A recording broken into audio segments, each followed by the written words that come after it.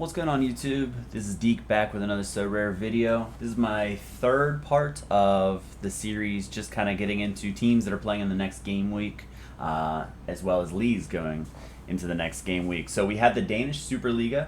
Check out the first two videos. The leagues that I haven't covered before, the game week of this weekend, Croatian League is in action, the HNL. So Zagreb's one of the big teams there, as well as the Russian Premier League. I didn't cover either of those, just didn't have time to make videos in time for that. So we are doing the Danish Superliga. It is not a fully covered league. Again, just like kind of the other ones that I touched on, just like the Swiss League. And some things you need to know about this. Copenhagen is the returning champs. They were first place here. Midfield was second as far as the initial round. So how this table works is the top six, after everyone playing each other twice, will go to the championship round, relegation round below. They keep all the points that they have had, and you can see here Copenhagen was the winner, Midtjylland was second, and recently promoted Silkeborg finished third, so that was kind of a surprise. Brøndby fourth, they won the league the year before, and then you can see from there the relegation round, Vela, I believe I said that, and Sonderdisk both got relegated this year. The teams that are moving up, Horsens and Lyngby, they went down the previous year. They are back up, so they are used to being in it.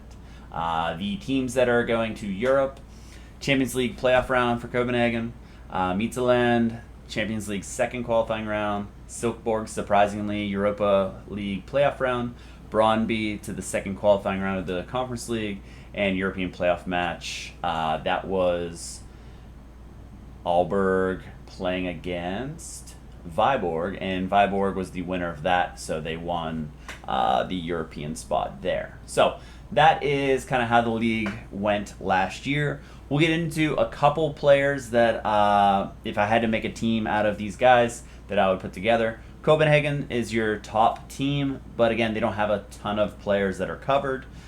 Some of your other teams do.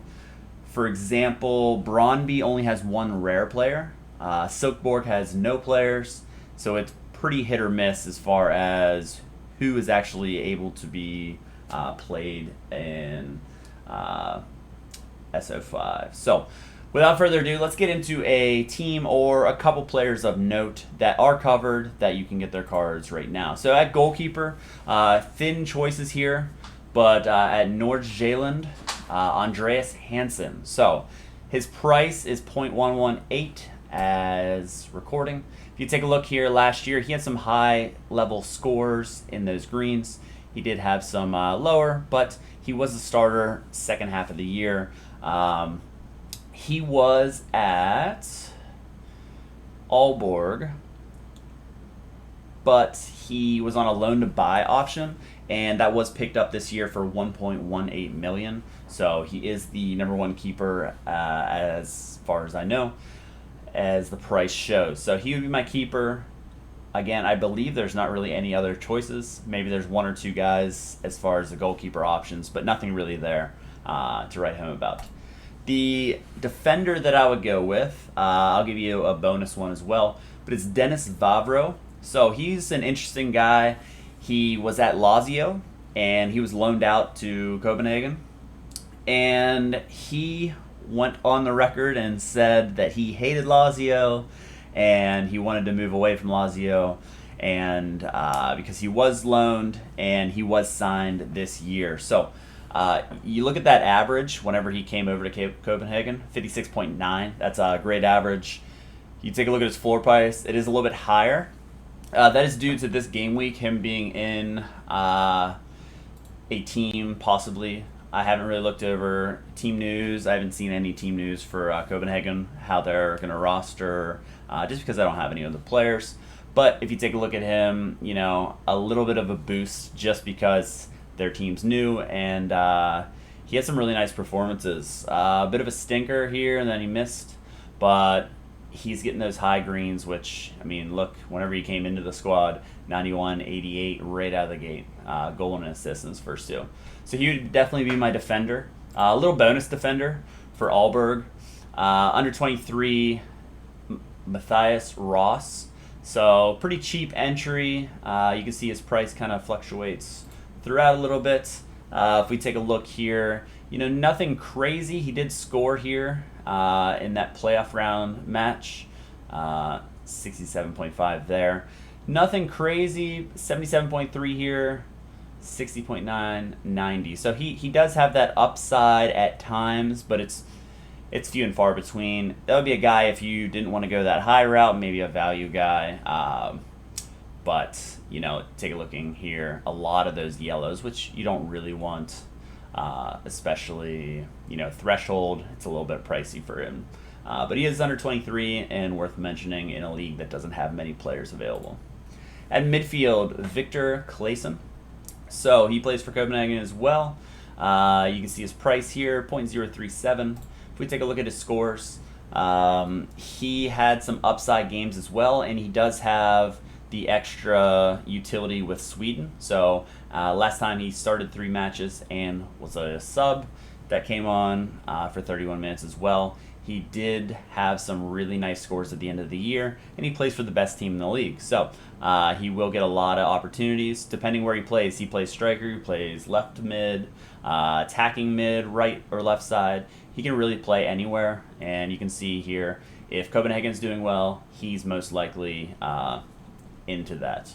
So I think it's a pretty cheap. I don't know if there's any situations where he's going to lose some playing time. He is 30 years old, but he has a contract through 2026, and even if there are some guys, I know they do have some depth there, but the other guys aren't covered, so he's pretty much your only option if you're going through that. Next up, this would be my utility guy as well, another midfielder for Midtjylland. He is the expensive guy from this. If we take a look at his results, he kind of carried them, especially down the stretch. So you take a look here, he did unbelievable. He was at Rubin Kazan, I believe. Yeah. And he's back full-time on a loan to buy.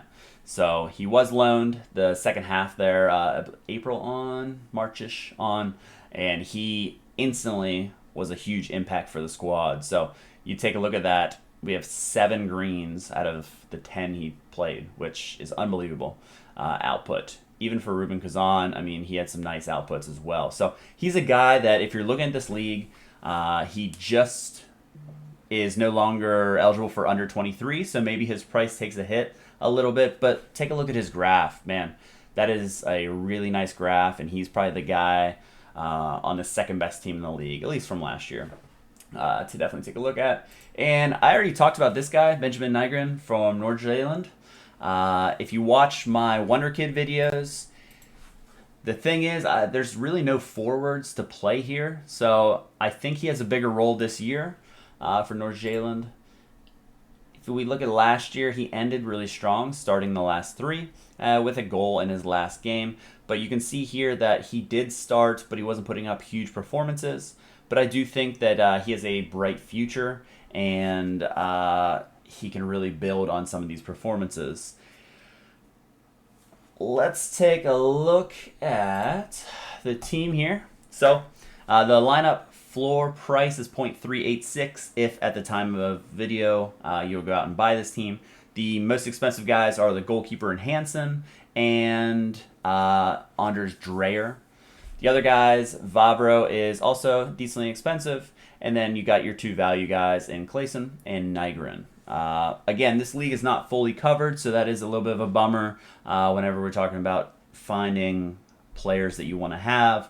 But from the short amount of players that we can see, for the Danish Superliga, this would be the team that I would play. All right. Thank you for watching. Make sure if you are with me, like, subscribe to get all your latest videos. I'm going to be coming out with another video here shortly on the game week, who's the biggest favorites, and we'll go from there. All right. See you guys later.